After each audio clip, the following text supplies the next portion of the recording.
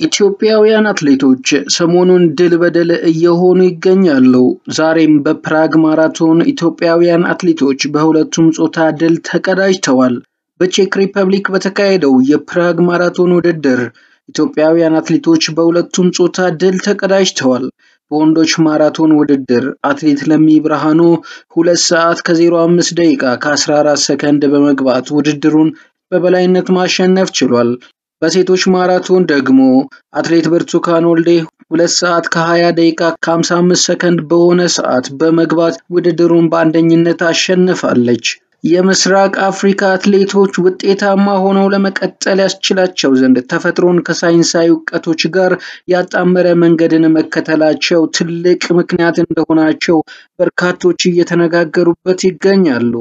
ኢትዮጵያውያን አትሌቶች ልምምድ የሚሰሩባቸው የከፍታ ቦታዎችና ተፈጥሯዊ አቅማቸው በውድድር ላይ ውጤታማ እንዲሆኑ አስተዋጽኦ ማድረጉን ዓለም አቀፍ ሚዲያዎች እየተነጋገሩበት ይገኛሉ።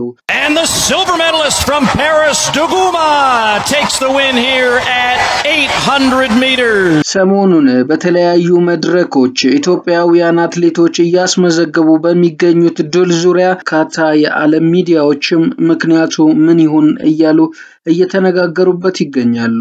በዚህም ኢትዮጵያውያን አትሌቶች ልምምድ የሚሰሩባቸው የከፍታ ቦታዎችና ተፈጥሯዊ አቅማቸው በውድድር ላይ ውጤታማ እንዲሆኑ አስተዋጽኦ ማድረጉን ዓለም አቀፍ ሚዲያዎች እየተነጋገሩበት ይገኛሉ።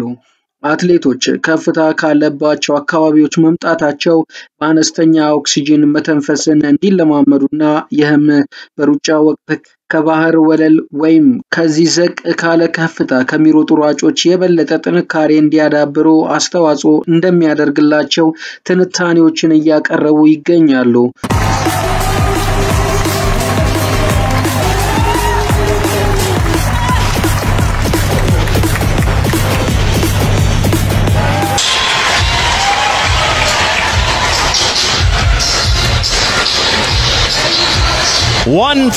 $1:57:43 for Duguma, a new Icons Stadium record. በከፍተኛ ቦታ ላይ መሮጥ የእግር ጡንቻ ጥንካሬን እንደሚያጎለብትም እነዚሁ ባለሙያዎች ያስረዳሉ። ኢትዮጵያውያን አትሌቶች ያላቸው የተፈጥሮ ተነጻጻሪ ጥቅም ብቻውን በዘላቂነት ውጤታማ እንደማያደርጋቸው የሚናገሩት ሌሎች ደግሞ ስልጠናና ልምምዳቸው በይበልጥ ከሳይንሱ ጋር የተቆራኘ መሆኑን ለውጤታማነታቸው ትልቅ አስተዋጽኦ እንዳለው ይናገራሉ። በከፍታ ቦታ ብቻ ሳይሆን በዝቅተኛ ስፍራዎች ልምምድ በማድረግና ስልጠና በመውሰድ በሁለቱም መልክዓ ምድሮች ላይ ውጤታማ የሚሆኑበትን አካሄድ እንደሚከተሉም ያስረዳሉ። ኢትዮጵያውያን አትሌቶች ከአካል ብቃት ስልጠና ከአመጋገብ ባሻገር በስነ ልቦናና አእምሮ ዝግጅት ላይ ብርቱዎች መሆናቸውን እነዚህ የስፖርቱ ዓለም ሰዎች ትንታኔ እየሰጡበት ይገኛል። የኬንያው ኢኤስኤ ዩኒቨርሲቲ የስፖርትና የአካል ብቃት ሳይንስ ፕሮፌሰር ቪንሰንት ኦንዌራ ለሚዲያ ሲናገሩ የተፈጥሮ ብቃትና የከፍታ ቦታ ለኬንያና ኢትዮጵያውያን በአጠቃላይ ለምስራቅ አፍሪካ አትሌቶች የረጅም ርቀት ውጤታማነት ከፍተኛውን ድርሻ እንደሚወስድ ይናገራሉ።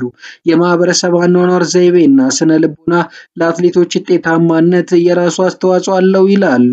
ይሁንና የዓለም አትሌቲክስ አሁን ከደረሰበት ደረጃ አኳያ ተፈጥሯዊ አቅም ብቻውን አሸናፊ እንደማያደርግ በመገንዘብ ተፈጥሮን ከሳይንሳዊ ስልጠናና ምርምር ጋር በማቆራኘት ቀጣይነት ላለው ውጤታማነት መስራት እንደሚያስፈልግም ይናገራሉ።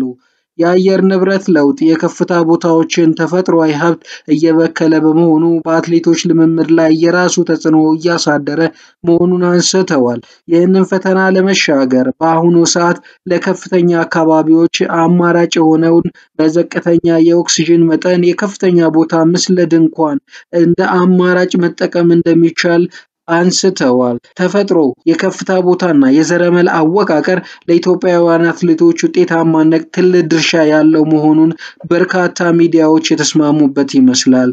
ተፈጥሯዊ አቅሞችን ከሳይንሳዊ ዕውቀት፣ ዘመናዊ ስልጠና፣ ጠንካራ ስራና ስነልቦናዊ አቅምን ከማጎልበት ጋር ማስተሳሰር ለዚህ ውጤታማነት ቁልፍ ሚናን እየተጫወተ እንደሚገኝም ይገልጻሉ።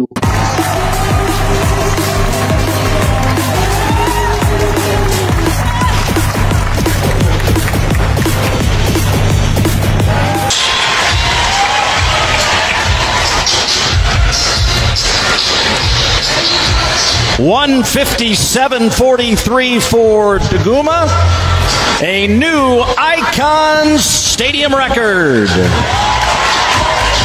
ሰሞኑን በተለያዩ አካባቢዎች አትሌቶቻችን ያስመዘገቧቸው እነዚህ አመርቂ ድሎች ምን ይሆን ምክንያታቸው የሚለው የበርካታ የስፖርት አፍቃሪያን ሆነ የሚዲያዎችን ትኩረት ያገኘ መስሏል። በዚህም በርካታ ትንታኔ እየተሰጠበት የሚገኝ ሆኗል።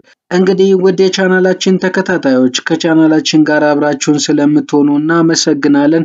መረጃዎቻችን ለሌሎችም እንዲደርሱ ላይክ፣ ሼር፣ ሰብስክራይብ እያደረጋችሁ የቻናላችንን ተደራሽነት ከፍ እንድታደርጉ እንጋብዛለን።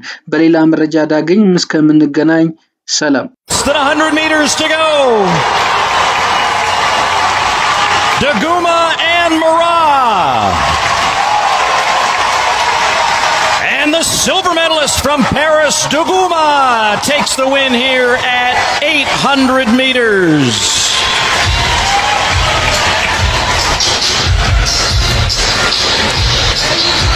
$157.43 for Duguma, a new Icons Stadium record.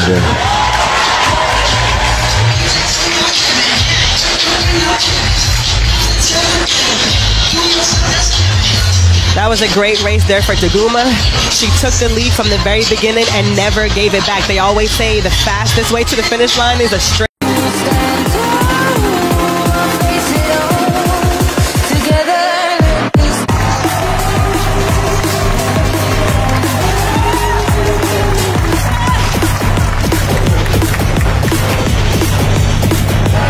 ነበረ ከኢትዮጵያኖች ጋር ቁጭ ብዬ ሳወራ ምግብት ሲነድ እንዲህ ብሎ ነው ያፈጠጡብኝ።